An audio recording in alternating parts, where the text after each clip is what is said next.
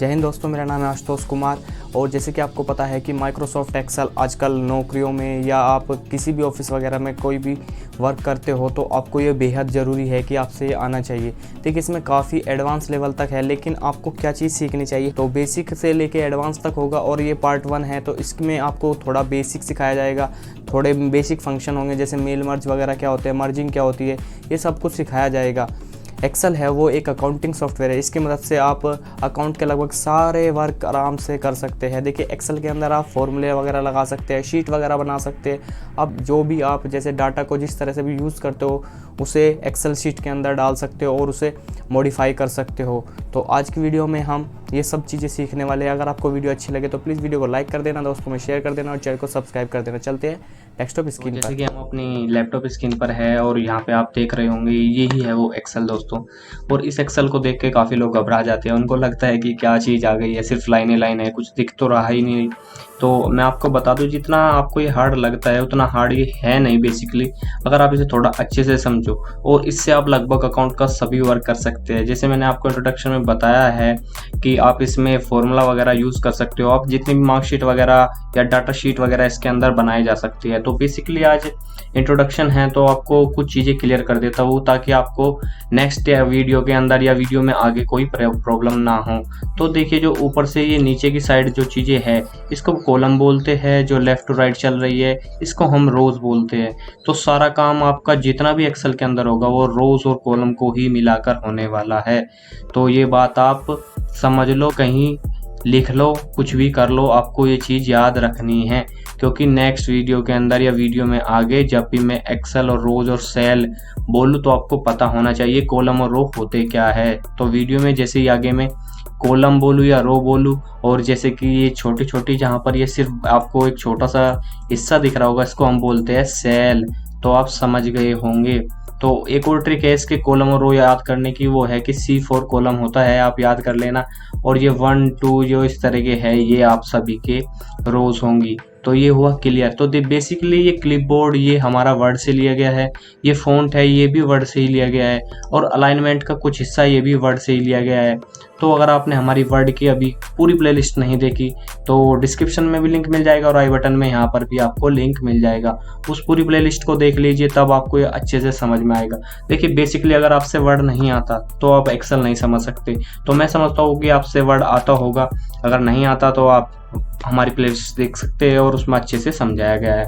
तो आज हम एक पूरी डिटेल में वीडियोस बनाने वाले हैं। तो देखिए, सबसे पहले हमें क्या करना है, हम इस वीडियो के अंदर एक शीट बनाने वाले हैं। जैसे बच्चों के रिजल्ट कार्ड वगैरह बनते हैं तो कैसे बनेंगे, तो बेसिकली आपको वे चीज़ें बनानी है एक्सेल शीट के अंदर। तो ये कैसे होगा, तो आपको सबसे पहले हम क्या करते हैं कि हम जिस स्कूल या एकेडमी के लिए भी बना रहे हैं उसका केवल नाम लिख दो, आप जो भी आपकी मर्जी है। जैसे कि मैं यहाँ पे लिख देता हूँ डिवाइन ग्लोबल अकेडमी। ये किस तरह से काम करेगा, ये एक बेसिक है।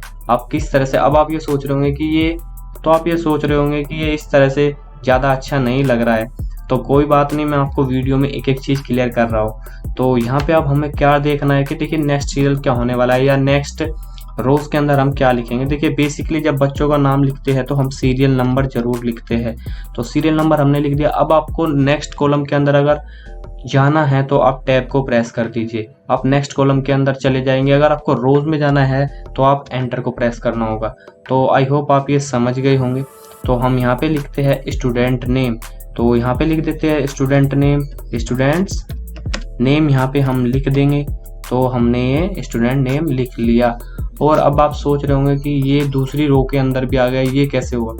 तो फिकर नोट, मैं हूं ना तो मैं आपको बता दूंगा। तो नेक्स्ट अब यहाँ पे हमें क्या लिखना है, तो आप बेसिकली इस चीज़ को ध्यान दीजिए कि यहाँ पे अब आपको सब्जेक्ट लिखने हैं। तो जैसे हम पहला सब्जेक्ट लेते हैं मैथ्स, आप कोई भी सब्जेक्ट ले सकते हैं, आपकी मर्जी है, या आपके जो भी आप चीज़ को बना रहे हैं उस हिसाब से आप अपना डाटा यहाँ पे पुट कर सकते हैं। बड़ा सिंपल है। तो हम यहाँ पे साइंस, यहाँ पे एक बार SST का यूज़ करते हैं। और बेसिकली हमें 5 सब्जेक्ट पूरे करने हैं। SST हो गई। अब यहाँ पे एक कंप्यूटर ले लेते हैं, जिस चीज़ को आप बेसिकली सीख रहे हो। अब यहाँ पे कंप्यूटर भी हो गया, तो आप GK वगैरह जो भी आप यूज़ करना चाहते हो यूज़ कर सकते हो। अब देखिए अगर 5 सब्जेक्ट हम यहाँ 5 ले सकते हैं, आप 10 15 20 जितने चाहो उतने ले सकते हो, मर्जी है आपकी। अब इनका क्या आना चाहिए, ऑब्टेंस मार्क्स क्या होते हैं, तो हम यहाँ पे OM लिख लेते हैं, ऑब्टेंस मार्क्स जितने भी ये प्राप्तांक हुए उन्हें। अब नेक्स्ट में हम क्या लिखेंगे, टोटल मार्क्स। तो ध्यान देना कि मैं यहाँ पे शॉर्ट में लिख रहा हूँ TM, यहाँ पे हो गए टोटल मार्क्स। अब यहाँ पे आपको परसेंटेज भी तो चाहिए ही ना, तो परसेंटेज तो आप बेसिकली आप अगर परसेंटेज को लिखना चाहो तो आप देख रहे होंगे कि बहुत सारे व्यक्ति को परसेंटेज को यही नहीं पता कि कैसे निकलती है, तो टेंशन नोट हमें ना। तो अब टैब को फिर दबाया।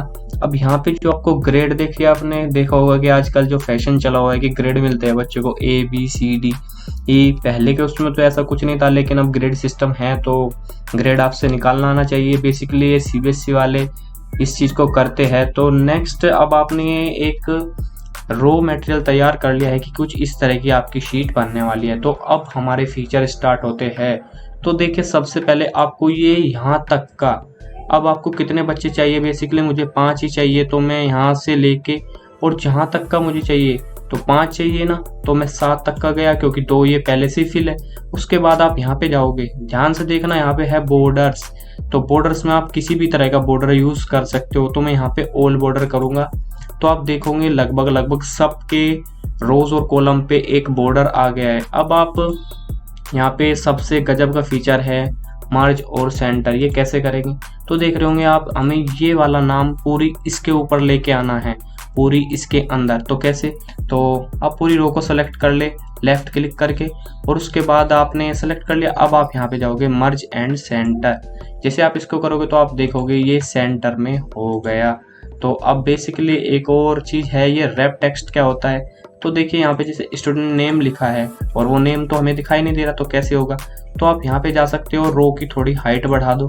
आपने हाइट बढ़ा दी, अब भी ये नेम नहीं दिखाई दे रहा। तो अगर आप एक ही सेल के अंदर अपने चाहे आपने कितना भी बड़ा नाम लिखा हो, उसको केवल रो में फिट करना चाहते हैं, तो आप रैप टेक्स्ट करोगे। तो जैसे आप रैप टेक्स्ट करोगे तो आप देख रहे होंगे कि ये एक रो में ही फिट हो गया। आप इसका साइज छोटा बड़ा कर सकते हैं, जिस हिसाब से आप इसका साइज छोटा बड़ा करेंगे ये यहाँ एडजस्ट हो जाएगा। तो आई थिंक आप रैप टेक्स्ट को समझ गए हो, मर्ज और सेंटर को। देखिए मर्ज और सेंटर में काफ़ी अलग अलग फीचर भी है। अगर मैं आपको करके दिखाऊँ, मर्ज एक्रॉस, ये तो पूरी सेल को सेंटर में करके लेके आएगा। और मर्ज एक्रॉस है कि अगर आपको कोई केवल एक शीट बनानी हो, जैसे 3 है, केवल आपको 3 कॉलम चाहिए, तो कैसे, अगर आप मर्ज एक्रॉस करोगे तो कुछ इस तरह का आपको एक डाटा मिल जाएगा। तो बेसिकली ये सिंपल है, तो आप चाहे तो कर सकते हो।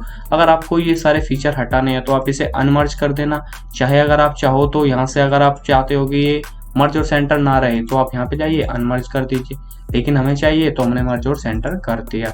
और बेसिकली अगर आपको कॉलम या रो की हाइट बढ़ानी हो तो मैनुअल तरीका है कि आप इसे यहाँ पे जाके अपने हिसाब से एक एक को एडजस्ट कर लीजिए, या फिर आपको मैं आगे की वीडियो समझाऊंगा कि ये किस तरह से यूज़ किया जाता है सेल के फंक्शन। तो ये मैनुअल तरीका हुआ।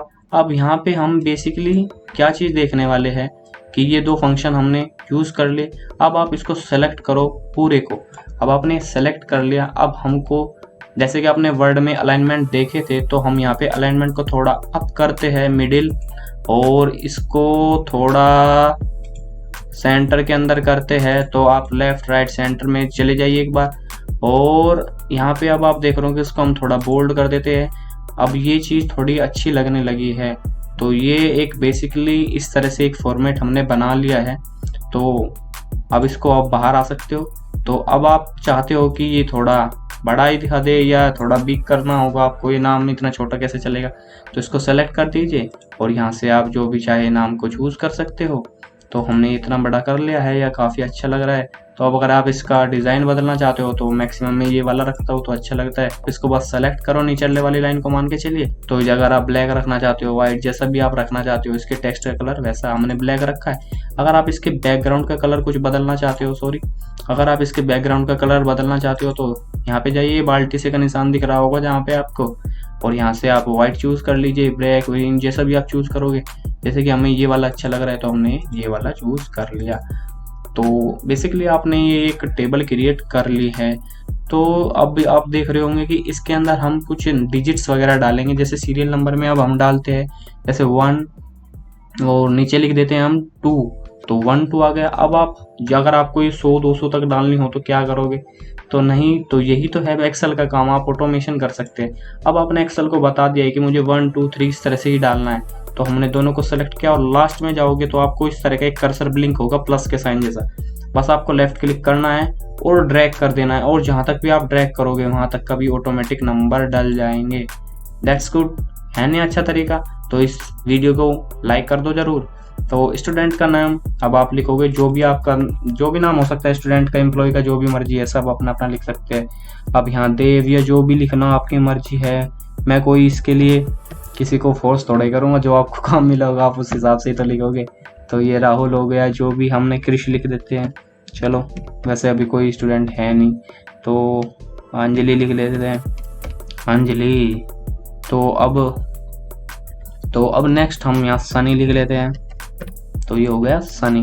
अब यहाँ पे नंबर्स वगैरह फिल करने हैं, तो हम जल्दी से नंबर्स वगैरह फिल कर लेते हैं। वीडियो को थोड़ा फास्ट फॉरवर्ड करते हैं।